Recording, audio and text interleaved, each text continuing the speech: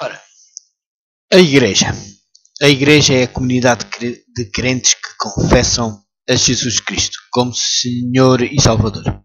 Em continuidade do povo de Deus, nos tempos do Velho Testamento, somos chamados para fora do mundo e nos unirmos para prestar culto, para comunhão, para instrução na palavra, para a celebração da ceia do Senhor, para serviço a toda a comunidade, a humanidade e para a proclamação mundial do Evangelho. A Igreja recebe a sua autoridade de Cristo, o qual é a palavra encarnada, e das Escrituras, que são a palavra escrita. A Igreja é a família de Deus, adoptados por Ele como filhos. Os seus membros vivem com base no novo concerto. A Igreja é o corpo de Cristo, uma comunidade de fé, da qual o próprio Cristo é a cabeça. A Igreja é a noiva pela qual Cristo morreu, para que pudesse santificá-la e purificá-la em sua volta triunfal. Ele apresentará a si mesmo Igreja gloriosa, os fiéis de todos os séculos, a aquisição do seu sangue, sem mácula nem ruga, porém santa e sem defeito. Deixando-se dominar pela ira, o ancião ergue o seu cajado e bate com ele violentamente no rochedo. Volta a fazer o mesmo gesto e grita: ouvi agora, rebeldes, porventura tiraremos a água desta rocha para vós? Uma corrente de água jorra da rocha, satisfazendo as necessidades de Israel.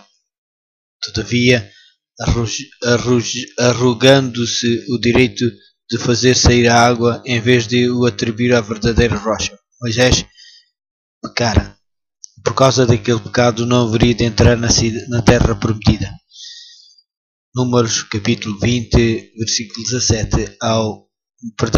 capítulo 20, versículo 7 ao 12.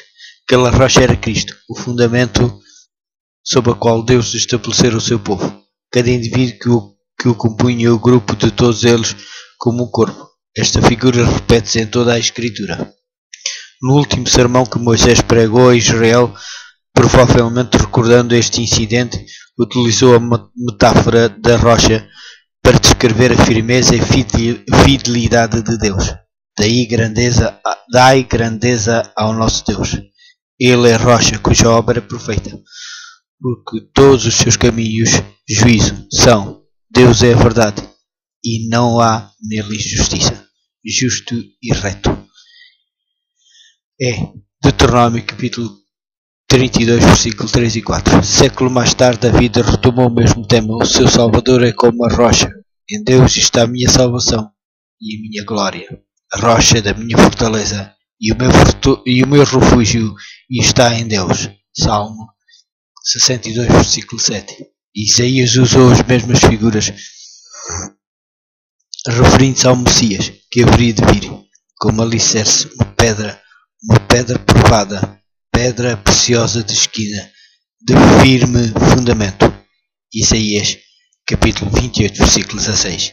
Pedro testificou que Cristo cumpriu esta profecia, não como uma pedra vulgar, mas uma pedra viva, reprovada na verdade pelos homens, mas para com Deus eleita e preciosa. 1 Pedro capítulo 2, versículo 4. Paulo identificou-o como o único fundamento firme, dizendo: ninguém pode pôr outro fundamento além do que já está posto, o qual é Jesus Cristo. 1 Coríntios capítulo 3, versículo 11. Aludindo à rocha que Moisés feriu, disse: e beberam todos de uma mesma bebida espiritual, porque bebiam da pedra espiritual que os seguia, e a pedra era Cristo. 1 Coríntios capítulo 10, versículo 4. O próprio Jesus Cristo usou exatamente a mesma figura quando declarou: sobre esta pedra edificarei a minha igreja, e as portas do inferno não prevalecerão contra ela. Mateus capítulo 6, versículo 18. Ele fundou a igreja cristã sobre si mesmo, a pedra viva. O seu próprio corpo seria sacrificado pelos pecados do mundo. A rocha seria ferida contra uma igreja edificada sobre o firme fundamento que é Ele mesmo. Nada poderá prevalecer. Desta rocha haveriam de jorrar as águas curativas para as nações sedentas. Ezequiel capítulo 47, versículo 1 ao 12. João, capítulo 7, versículo 37 e 38. Apocalipse, capítulo 22, versículo 1 ao 5. Como era ainda débil e fraca a igreja, quando Cristo fez esta declaração, consistia de uns poucos discípulos, cansados, desconfiados, desejosos de ocupar os primeiros lugares, de um punhado de mulheres e de uma multidão inconstante que dispersou quando a rocha foi ferida. Apesar disso, a igreja foi edificada não sobre a frágil sabedoria e habilidade dos homens, mas sobre a rocha dos séculos. O tempo haveria de revelar que nada podia destruir a sua igreja ou desviá-la da missão de glorificar a Deus e conduzir homens e mulheres ao Salvador. Atos Apóstolos, capítulo 4, versículo 12 e 13 e o versículo 20 ao 33. O significado bíblico de igreja. Nas Escrituras, a palavra igreja é traduzida do termo grego ecclesia, que significa um chamado para si. A expressão era vulgarmente utilizada a propósito de qualquer assembleia convocada, segundo o costume de chamar as pessoas para se reunir. A Septuaginta, a versão grega do Antigo Testamento em uso no tempo de Jesus, utiliza Eclésia para traduzir o hebraico Qa'al, que significa uma reunião, uma assembleia, uma congregação. Pode ver em Deuteronômio capítulo 9, versículo 10 e Deuteronômio capítulo 18, versículo 16, 1 Samuel capítulo 17, versículo 47, 1 de Reis, capítulo 8, versículo 14 e 1 de Crônicas, capítulo 13, versículo 2. A expressão adquiriu uma maior variedade de sentidos. No Novo Testamento, note-se a maneira como este utiliza o termo igreja. Os crentes reunidos para o culto num determinado lugar. 1 de Coríntios, capítulo 11, versículo 18 e 1 de Coríntios, capítulo 14, versículo 19 e 28. Os crentes que viveram numa certa localidade. 1 de Coríntios, capítulo 16, versículo 1, Gálatas, capítulo 1, versículo 2, 1 Tessalonicenses, capítulo 2, versículo 14. Um grupo de crentes em casa de certa pessoa. 1 de Coríntios, capítulo 16, versículo 19. Colossenses, capítulo 4, versículo 15. Filemenon, capítulo 2. Um grupo de congregações numa determinada área geográfica. Atos Apóstolos, capítulo 9, versículo 31. Conjunto de todos os crentes no mundo inteiro. Mateus, capítulo 16, versículo 18. 1 Coríntios, capítulo 10, versículo 32. 1 Coríntios, capítulo 12, versículo 28. Efésios, capítulo 4, versículo 11 ao 16. Todas as escrituras fiéis no céu e na terra. Efésios, capítulo 1, versículo 20 ao 22. E Filipenses, capítulo 2, versículo 9 ao 11. A natureza da igreja. A Bíblia apresenta a igreja como uma instituição divina, chamando-lhe a igreja de Deus. Atos Apóstolos, capítulo 20, versículo 28. 1 Coríntios, capítulo 1, versículo 2. Jesus investiu a igreja com autoridade divina. Mateus, capítulo 18, versículos 17 e 18.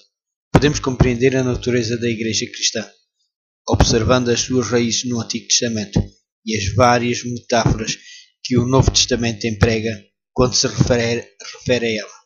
A raiz da igreja cristã. O Antigo Testamento descreve a igreja como uma congregação organizada do povo de Deus, desde os tempos mais remotos. As famílias tementes a Deus da linhagem de Adão, Sete, Noé, Sem e Abraão foram guardiães da sua verdade. Essas famílias, cujo pai tinha funções de sacerdote, podiam considerar-se a igreja em miniatura. Deus deu a Abraão as ricas promessas pelas quais a sua família fiel se tornaria gradualmente numa nação. A missão de Israel foi simplesmente uma extensão daquela que fora dada a Abraão, ser uma bênção para todas as nações.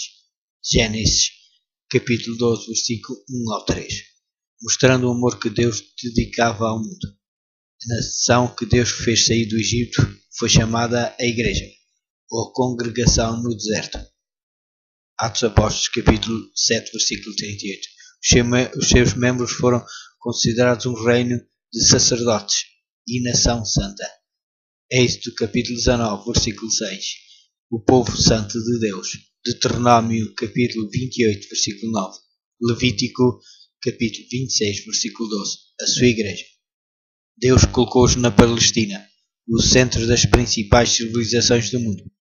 3 grandes continentes: Europa, Ásia e África.